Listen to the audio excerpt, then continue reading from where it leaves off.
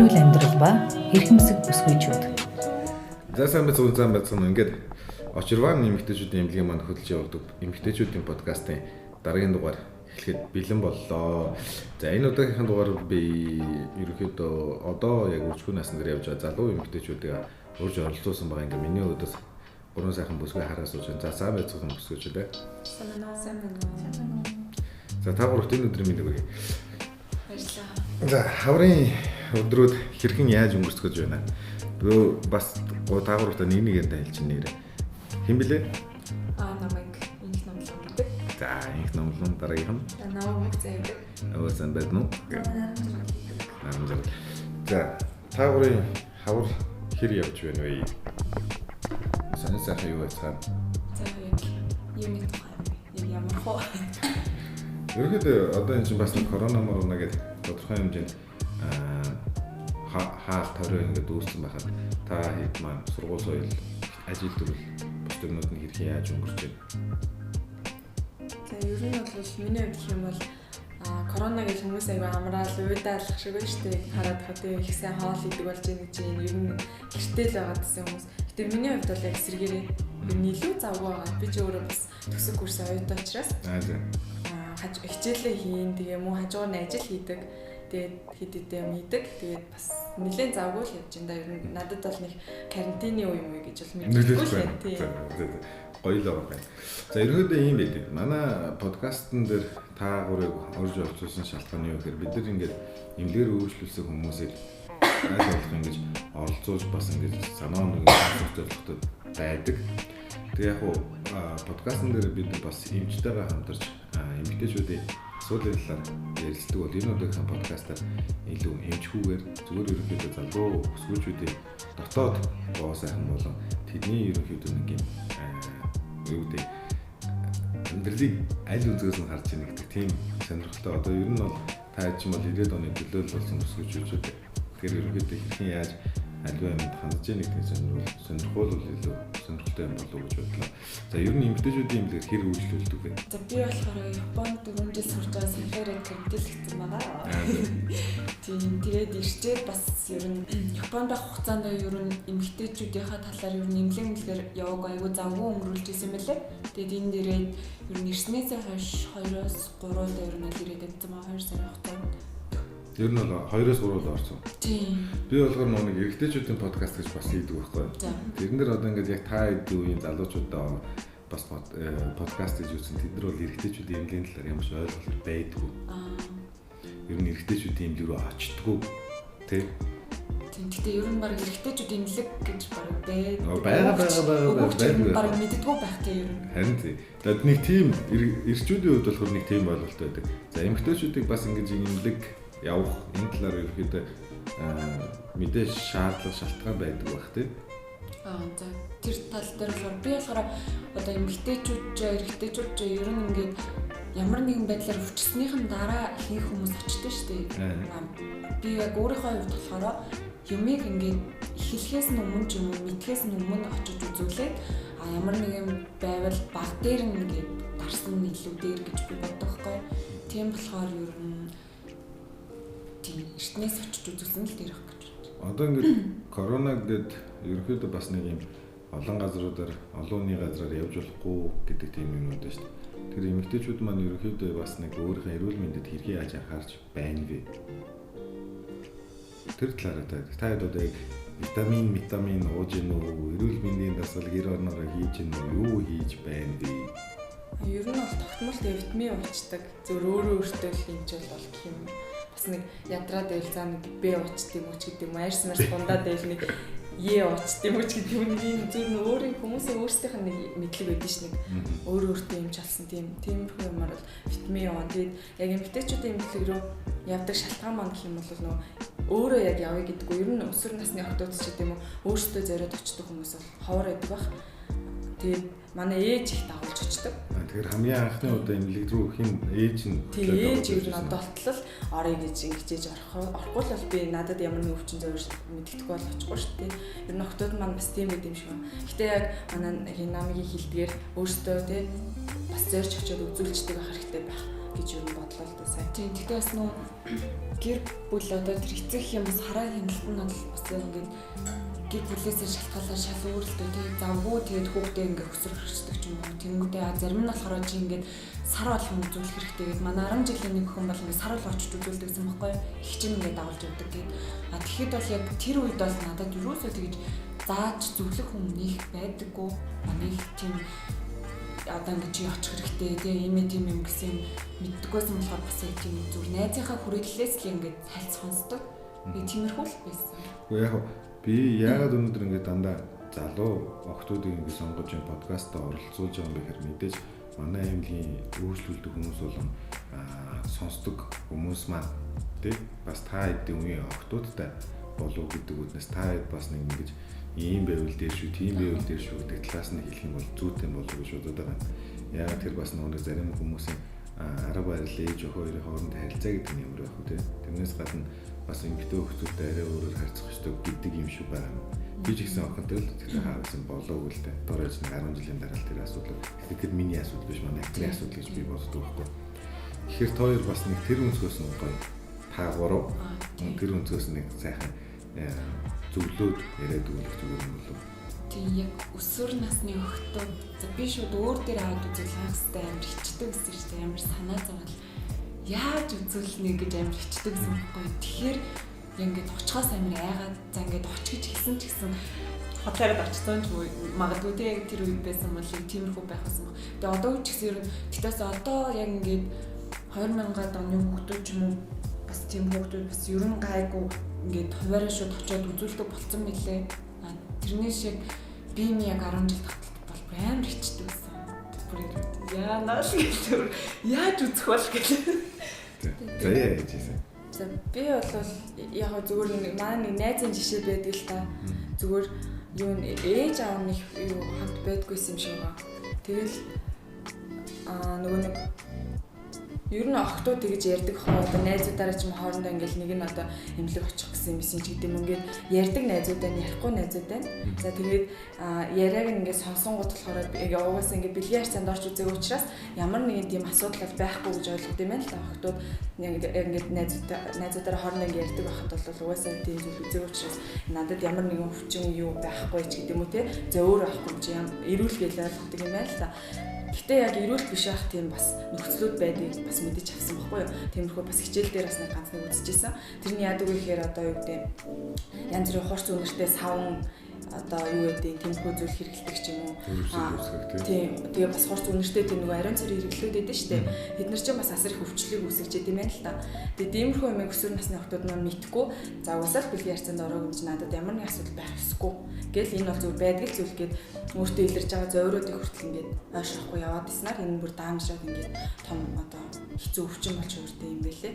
Тийм учраас бас ийм бэлгийн харьцаанд тий орж үзээгүй байсан ч хамаагүй ер нь үзүүлж авах хэрэгтэй тодорхой хэмжээнд тий. За манай урд охин маань анх хизээ очиж ирсэн бэ? Ер нь 15 мартаас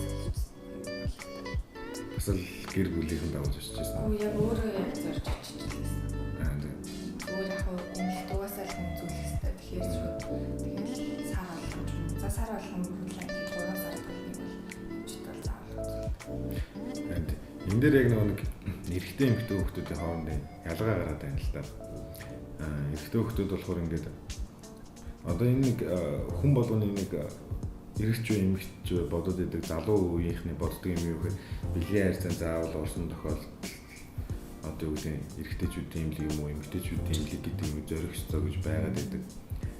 Тэгэнгүүт миний санаж байгаа одоо 10 жил ямар байдаг юм ийдэггүй. 10 жилд одоо ерөнхийдөө нэг юм гэр бүлийн эсвэл одоо энэ нэг тэр чи одоо ямар нэртэй хичээл байдаг гэж эрүүл мэнд гэж хичээл тийм хичээл одоо орж байна уу та тийм орсон. Тэрэн дээр одоо ерөнхийдөө яг юг зааж байна. Тэр үед тийм эрүүл мэнд ордог байхад багш нэг иймэрхүү бэлгийн харьцаа гэдэг ганц үгийг хэлэхэд л ангиар пер пар хийгээл нээлтэл. Тэгээд тийм байдаг учраас энэ талаар ярих одоо тэр багш өөрөө ч гэсэн яг мэрэгжлийн биш багш нар бас их ордог гэсэн байхгүй юу. Эрүүл мэндийн хичээлийг манайд бол биеийн тэмрийн багш орж ирсэн, иргэний боловсролын багш орж ирсэн. Ер нь мэдлэггүй хүн бас өөрөө ингэ заах гэхээр хүүхдүүд энэ нээлттэй дамж бас өөрөө санаа зовт юм уу яа тий. Нэг юм ордоггүй номоо уншаарай, номоо хуулаарай гэд өгчдөг гэсэн байна. Тэгээд бас юу юм шиг санагддаг. Нэг одоо яг ингээд эрүүл мэнд орж байгаа багш нар нь яг нөгөө нэг тий яг нэг 40-с дээш орчим насны ч юм уу тий ингээд өөрсдөө ярих гэхээр ингээд яг санаа зовоод байдаг. Ингээд нэг өөрөө хүүхдүүдэд ярьж байгаа юм шиг ингээд санагдаад. Тэгээд санаа зовдог болохоор ингээд яг тэр яг ингээд байгаа орчноо яг ингээд босоод сурагчтай яг ингээд үүсгэчихээр нөгөө хүүхдүүд нас ингээд санаа зовдог болчихдог тий. Өө эн чинь санаа зовох асуудал юм байна ч юм уу. Тийм их болчихдог юм шиг санагдаж байна. Харин одоо яг тийм болоод ч тийм үү хүмүүс яадаг вэ гэж бодсон чинь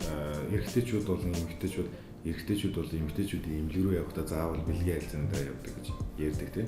Гэтэл яг нэг бохрын асуудал гэж байгаад байгаа шүү дээ. Одоо яг би бодож ирсэн зүйл болж таарлалаа тэрний юу гэхээр нэг эрүүл мэнд гэдэг чинь юу нь бол урьдчилан сэргийлэх буюу хэрхэн яаж өөрийгөө зөв цэвэрхэн байх хэрэгтэй. Одоо цэвэрхэн гэж хэлэх юм цаашаа. Гэтэл ямар ч байсан нэг бохроос хэрхэн яаж урьдчилан хамгаалах вэ гэдэг юм бэ. Одоо миний санджаагаар ингээд 10 эдтэй шүү дээ юм уу. Яг өсвөр насны залуучууд бол ингээд нэг дотор хувцас солихгүй 7 хоног 10 хоног явах тохиолдол зөндөө байна шүү дээ. Тэд нар чинь нэг юм за яах вэ гэдэг тэр буцаагаар нэг тодорхой хэмжээний бохирдол үүсгэж тэр нь одоо эрэгтэйчүүд дээр л ирээд байна л да. Эмэгтэйчүүд дээр бол мэдээж энэ талаар ээж нь л хэлэхгүй бол өөр тэгж зөвлөх хүн бол баг байхгүй юм байна гэж ойлгоод шүү дээ. Өгнө сургууль дээр тэр мэдээлэл өгөх хэрэгтэй тийм. За тэгэнгүүт дараагийн асуудал. Тэр нь юу гэхээр одоо мэдээж та гурлаа найз залуутай. Зөв. Тэгэхээр найз залуутай байсан. Тийм. За найз залуутай уулзтаа хэрхэн яаж одоо тэр хамгаалах одоо тэрэн дээр нэг ариун цэврийн шаардлага хэрхэн яаж тавьж байна вэ? Би зүгээр өөрөөр дугаас ингэ явахад би ихнээсээ танилцж явж хаад яг би нэг гадаад 7 жил болж ирсэн болохоор манай их нэг бүтэн биений шинжилгээ хийж байна. Гэх мэтлэндээ тэгжээж одоо юу гэдэг дотн харьцаа үүсгэн ч гэдэг юм уу. Яг тэр нэг жоохон тухайн ягаад тэр хүн онцлогдсон тийм хэрэг ягаад тэр нэг анагаахын үед өөрөө нэг юмч болох гэсэн юм болохоор тийм хүн дээр амар ачаалбал өгч байсан. Гэтэл таад маань одоо яг тийм биш болохоор анагаахын үед биш учраас тийм ээ. Тэрийг юу гэж бодож байна? Ер нь энэ талаар яг сонсч л байсан та ингээд ер нь эхлээд те эргэж эхлэхдээ ингээд шинжилгээ өгсөн дээр айл аль нь тэгээд найдвартай дээр гэдэг л те. Гэтэ яг бидний үеийн ч юм биднээс доошоо үеийн залуучууд хүүхдүүд маань бол энэ талаар ярихаар угаасаа яаж хэлэх юм гэдэг байхгүй юу? Үгүй чи шууд ингээд шинжилгээ өгөх гэдэг ингээд хэлэхээс санаа зовоод за гайгүй байх гэдэг л зөв ихтэлцэл дээр ч юм болдог. Аль эсвэл за миний хувьд юм бол ерөөдөө бол хамгаалалт хэрэглэхийг бол илүүд үздэг. Тэр нь бол хамгийн найдвартай. Яг тийм хамгаалалт хэрэглэлээч гэсэн одоо тодорхой хэмжээнд юу яа. Тэрийг одоо яаж хэлүүл зохистой гэж бодож байна. Тэр ястаа тийм ер нь жоохон гоо байхаа. Яг хэлэхээр яаж хэлэх вэ? Яг аргаа болохгүй тийм. Тэгээ хэлэхэд тэр хүнд яг ямар санагдах бол. Гэтэ энэ дээр ямар боддог байж магадгүй. Нийгмээрээ л нэг юм өөрчлөгч юм бол хүмүүс юу санаа зовоолоод ирчихсэн шүү дээ. Тийм болохоор аль болох юм одоо юу гэдэг таны жишээ биш үү ингээд бүтэн биеийн үзлэгт ингээд оруулчихсан ингээд энэ зүйлийг ингээд олон хүмүүс мэдэх тусмаа илүү их нөлөөлж илүү их эрсдлээ сэргийлж чадах байх гэж бодож байна. Тийм болохоор олон хүмүүс. За зүгээр бодоод жаргалаа. Таны хувьд найз залуудаа яаж? Тийм юм хэлж үзсэн үү? Үгүй. Юм хэлье гэж бодож байсан уу? Ер нь аль хэлэхэд амар эвгүй шүү дээ. Өөрийн амар юу гэж бодоод байгаа тодорхой. Тэгээд үнэхээр уулзаадуудаа танилцаад удацсан болж болно тий. Тэгэхгүй тэгээд одоо яг хүүхдүүд чинь үерхэд эхлээд бараг удахгүй л ярьцаанд ороод татна болол тийм байдаг болохоор ихтгэлцэл дээр тогтоо тэгээд тэрнээс нь агуулгын буруу гардаг баг. Зүгээр одоо ингээд яг юу гэдэг юм доор ээж одоо юу гэдэг бэлгээ залуу осууд үерхэд бэлгийн хайрцаанд орох තුны 6 сар 3-аас 6 сар болдог байх гэж би бодож байна. Мэдгүй та нарын одоо залуучуудын хувьд ямар байгаа. Доор ээж нэг 3-аас 6 сар за дааж 1 жил одоо үерхдэг ч юм уу тий. Тэгжээж одоо бэлгийн хайрцаанд орохдоо эрэгтэй хүндээ за хоёулаа ингээд төлөвлөх хэрэгтэй байхгүй юу тий. Төлөвлөлөө шүү дээ ингээд хоёулаа ингээд за бэлгийн хайрцаанд орох гэж болоо чи яваад бүтэн биений шинжилгээ хийх гэдгийг бол нөгөө ирчүүд хэрхэн хүлээж авах вэ? За янз бүрлэх. Зарим хүмүүс бол үгүй чи надад итгэхгүй байгаа юм гэдэг ч юм уу тий. Би өмнө бараг тий хүндээ өргөж үзээгүй ч гэдэг. Тэгэхээр чи яагаад надад итгэхгүй байгаа ч гэдэг юм. Эсвэл чи намайг юу гэж боддог тий хин жаргалыг. Тэгэхээр тиймэрхүүл байдлаар хүлээж авах. Зарим нь болохоор заахгүй ойлгох. Тэгвэл чи өөрөө хөтлөөд явах уу? Имлэг рүү явах уу? Чадах уу? Тэгээд бол жоохон Яа. яг түрүүний сэнжлэн нийгэм маань өөрөө тэмцлэхээр бас нийгмийн санаа зовлох. Тэгэхээр нийгэм ихээсээ илүү та нар одоо тэр нийгмийг өөрчлөх ёстой хүмүүс гэж би бодож байгаа шүү дээ. Одоо л 90-ад оны сүүл үеийн хүмүүс те бид гэж бодож байна. Тэгэхээр одоо тэр нийгмийг гээд байгаа хүсээд байгаа нийгмийн өөрчлөлтийг та нар өөрсдөө хийх ёстой хүмүүс биш үү? Энэ бол тийм. Тэр анхны юм алхам болгоод юм юу гэдэг хэдүүлээ бас энэ подкастаар далимдуулаад тийм чаленж юу яа гэдэг. Яагаад болохгүй гэж хэрвээ үнэхээр найз залуутай болоод тэр хүнтэйгээ та урт хугацаанд амьдрахаар төлөвлөөд хүүхэдтэй болоод гэр бүл болоод амьдрнаа гэж бодож нэг удаа нөгөөнийг бодохгүй өөрийгөө бодоод гэхдээ бас нөгөө өнөө бодж л уухгүй. Эцсийн дүндээ аль алинд нь л эн чинь өөрөө итгэлцэл гэдэг юм итгэл нь улам илүү нэмэгдэнэ. Тийм үү? Анхнаасаа ямар нэгэн байдлаар ирүүл саруул хоёулаа байсан бол зөв бицтэй тэр. Зөв. Тийм өөрчлөлт хийж чадах уу? Чадна. Гэтэ гоё сайн ярилцсан л айгу дээрх тийм. Сайн ярилцаад. Наадах ч одоо бидний дараагийн сэдв. За. Залуу хосууд маань хоорондоо хэрхэн яаж ярилцаж байна вэ? Хэр их чөлөөтэй ярилцаж байна. За. Миний бодлоор болохоор миний бодлоор болохоор юм ингээд ярилцах гэхээс илүү нөгөө нэг ярихын наагур яг нөгөө хэрүүл гэдэг юм орчд юм шиг санагддаг байхгүй юу? Одоо ингээд ойлголцоод нэг нь одоо ингээд хүлээцтэй ярьлаа гэж бодоход нөгөөх нь ингээд яг яаж хүлээж авдаг тийм ингээд ярилцдаг төрлийн хүмүүс дотор ингээд бодож явдаг хүмүүс гэдэг бас амар санаа зовлыг тэрнээс шалтгаалаад яг тийж ярилцах гэдэг асуудал сан гүйцэтгэв. Тийм ихтэйчүүд ч ерөөхдөө өдөртөж явдаг үздэг. Тийм. Тэгээ бас ер нь залуус бас жоохон үйлдэж шүү дээ. Яг тийм ойлгомжтой. За яа юу гэж. Ер нь бол би өөрөө бас дөнгөж үргэлж хэлж байгаа. Тэгээд бас их шууд эхлэхдээ л байсан ярилцсан байхгүй юу. Тэгэхээр одоо бит хоёрт ингээд ямар ч тийм хэрүүл одоо юу гэдэг өнгөрсөн юм одоо юу гэдэг ямар ч тийм хэрүүл асуудал байхгүй. Сар хэрүүл хаа байсан. 2 жилийн дараа хэрүүл. Ер нь бол тэгээд өмнө нь болохоор нэг амар тэгэл ярилцаж ингэж айгуу гоё ингэж ойлголцож эхэлж байгаагүй ямар ч асуудалгүйгээр эхлэх гэх юм уу.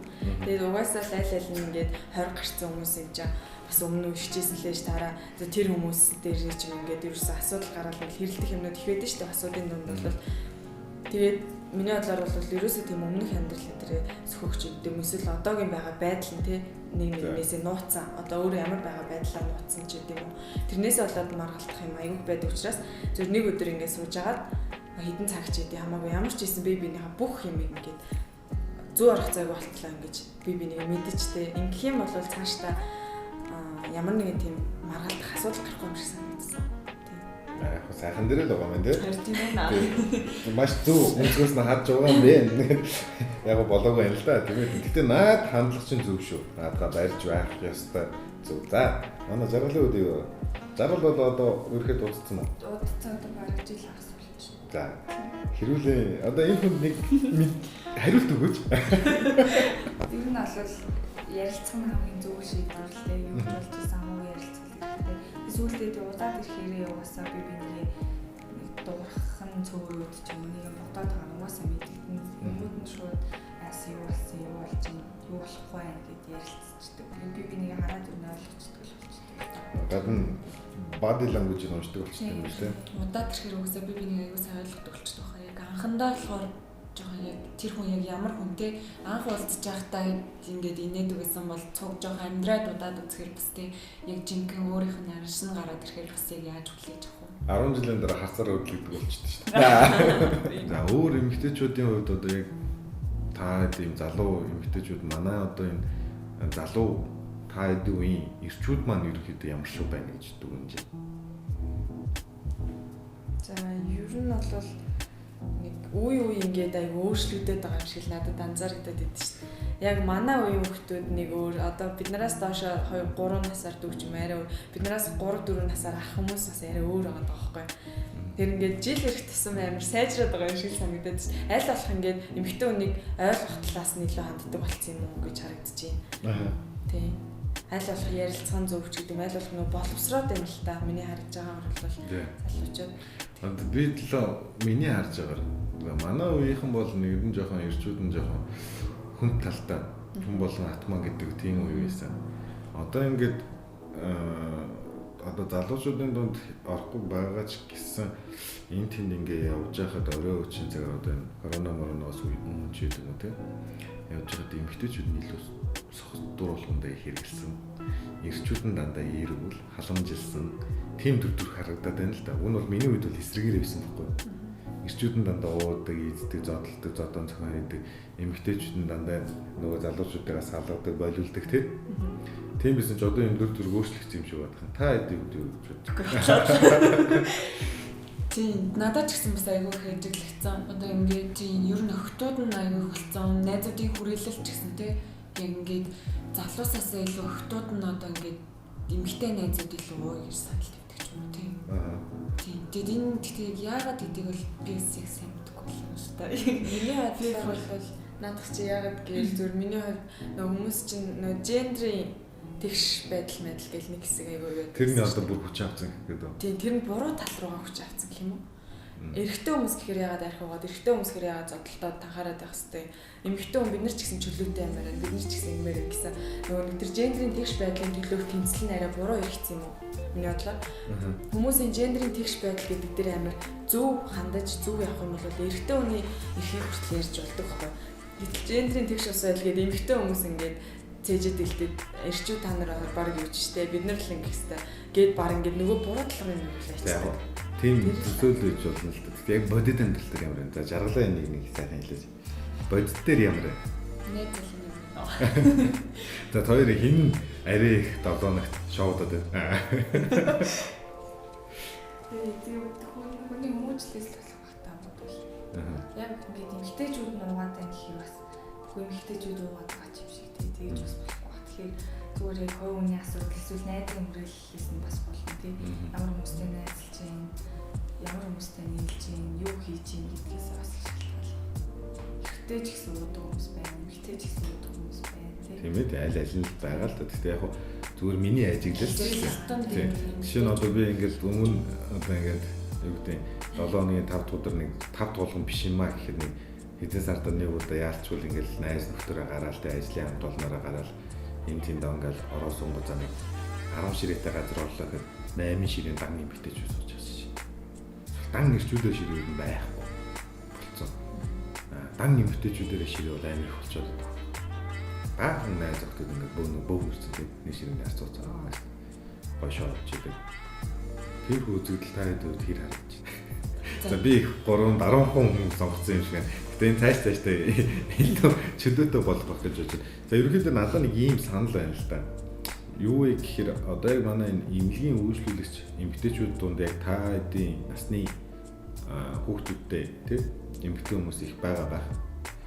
Тэд нар маань бас ерөнхийдөө яг та хэдийн амьдрал одоо та хэдийн орчин та хэдийн үзэл бодол чинь ер нь төстэй шүү дээ. Тэдний талаар асуух асуултууд юу байна вэ гэдгийг бас авчиг. Тэгээд дараа нь дахиад нэг подкаст дээр үргэлжлүүлсэн би та хэдийн. Тэнгүүдээ хэдүүлээ тийм асуултан дээр хариулт хийгээд явуул их зүгээр юм болов гэсэн тийм саналтай байна шүү. Тэгээд дараа нь дахиад хэлүүлээ нэг энийг бас туршиж үзээ. 7 хоногийн подкастынхаа дор ямар комментүүд орж ирэх нь сонсоо тийм ээ. Тэгээд дараа бүр илүү хөгжилтэй цоглогдсон байх хаа. Өнөөдөр бас жоохон бие бариад анхудаа ингээд имлэгээр нэг хальц орж ирээд үзүүлэх гэсэн чинь шууд подкаст гэж болсон чинь. Шууд чирээд оруулаад ирлээ шүү дээ. Тийм тэгэхээр бас жоохон бие бариад иж магадгүй. За тэгвэл ингээд өнөөдөр ирж мөглүүлэнгээ подкастт орсон та бүхэнд баярлалаа. За баярлалаа. Урьж оролцсон баярлалаа. Тийм. Иймэрхүү залуучууд маань ингэж чөлөөтэй байгаа надад их таалагдж байна. Би бас нэг ирчүүдийн подкаст гэдэг хөтэлдэг болохоор ирчүүдийн бас нэг зарим нэг асуултуудыг дараагийн подкастт бэлдээд та хэдэд тавьвал бас сонирхолтой болов уу гэж бодож байна.